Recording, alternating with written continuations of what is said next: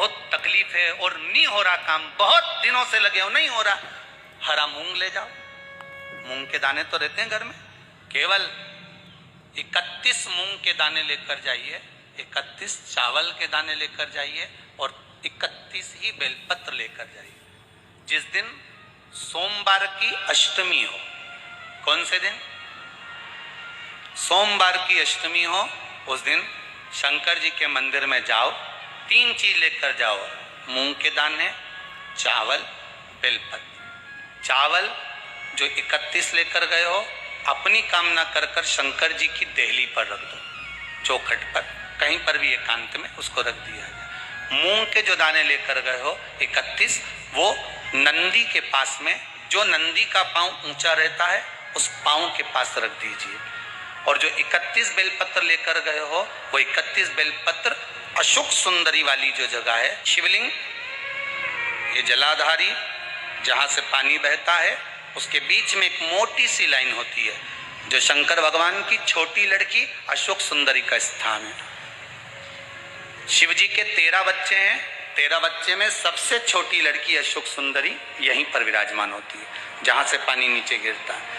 प्रत्येक शिवलिंग के सामने एक मोटी सी लाइन होगी, उस मोटी सी जो लाइन है अशोक सुंदरी, वहां पर जो 31 बेलपत्र लेकर गए हो, अपनी कामना कर कर पीला चंदन, लाल चंदन लगाकर उस पर समर्पित करते जाओ। उसकी डंडी जहां से पानी बहता है उस ओर होना चाहिए। आप निवेदन कर कर देखो, एक सोमवार की अष्टमी पर कर कर देखना, दूसरी सोमवार की अष्टमी आएगी, अपने आप आपका काम हो गया होगा। बाबा से निवेदन तो करो, क्यों भटक रहे? कभी सोमवार का दिन हो, क्योंकि शंकर जी को सोम प्रिय है,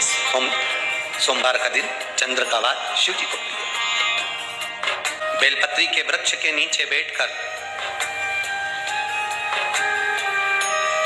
हाथ में एक बेलपत्र का पत्ता रखकर आप पंचाक्षर मंत्र नमः शिवाय, ओम नमः शिवाय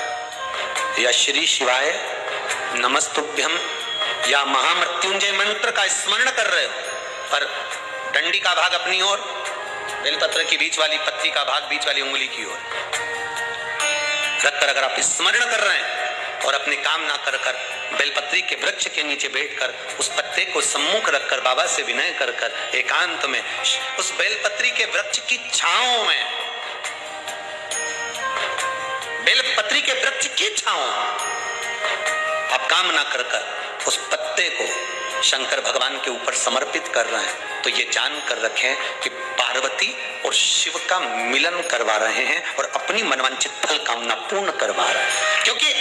शिव और पार्वती का जब मिलन होता है, शंकर पार्वती जब एक दूसरे के सम्मुख में होते हैं, शिव और पार्वती जब एक दूसरे के सामने अपने बच्चों के कारण एक दूसरे के सम्मुख में आते हैं, तो उनके चेहरे पर प्रसन्नता का भाव आ जाता है।